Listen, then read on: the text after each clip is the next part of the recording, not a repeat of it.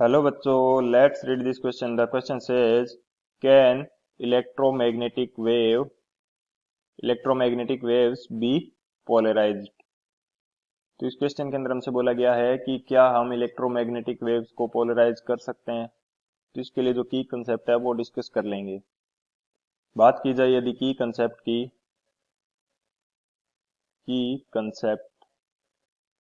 यदि की कंसेप्ट की बात करें हम लोग, तो की कंसेप्ट हमारे पास क्या हो जाएगा।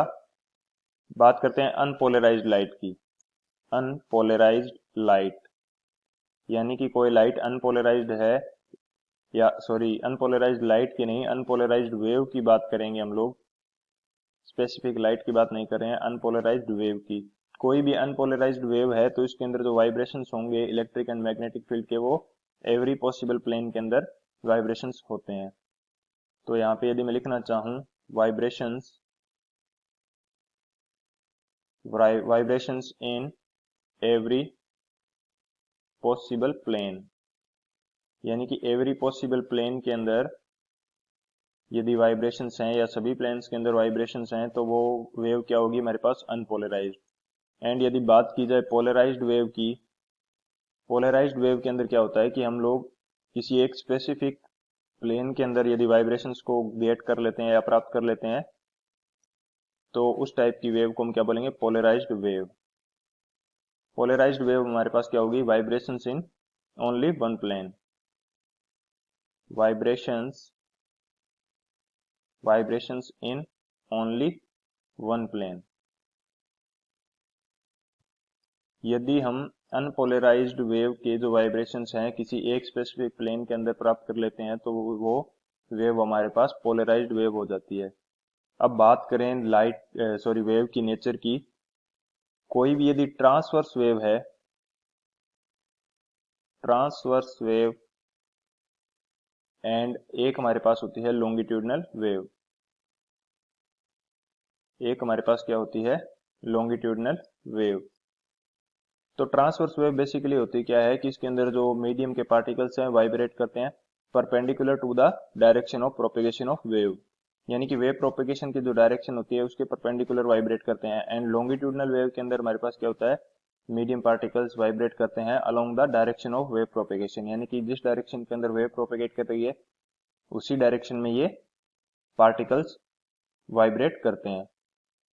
तो यदि मैं यहाँ पे लिखना चाहूँ ट्रांसवर्स वेव हमारे पास क्या हो जाएगी, medium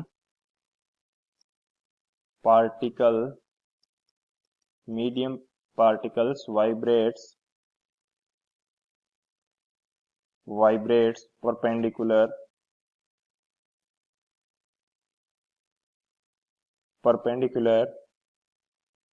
to the wave motion, यानी कि जिस डायरेक्शन के अंदर वेव प्रोपेगेट कर रही है या वेव मोशन कर रही है उसके परपेंडिकुलर वाइब्रेट करते हैं।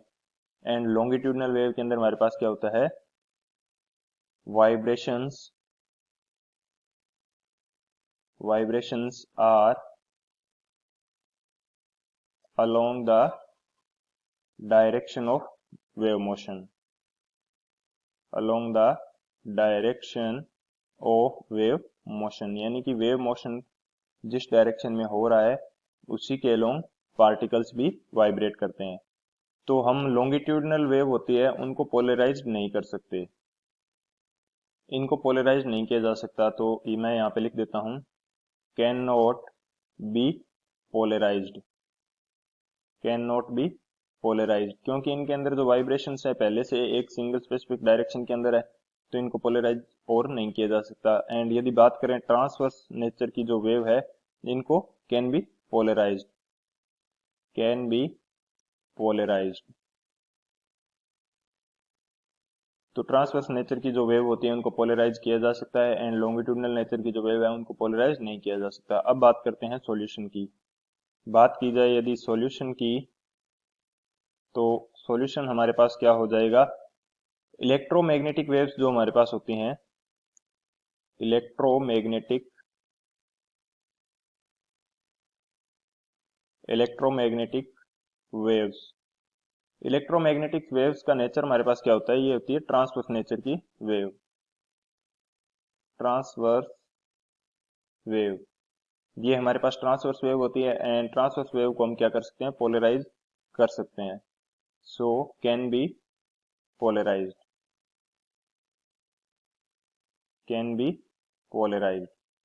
सो यदि फाइनल आंसर की बात की जाए तो due to the transverse nature of wave electromagnetic waves can be polarized. So this is our final answer. I hope you understood it well. Best of luck. Thank you.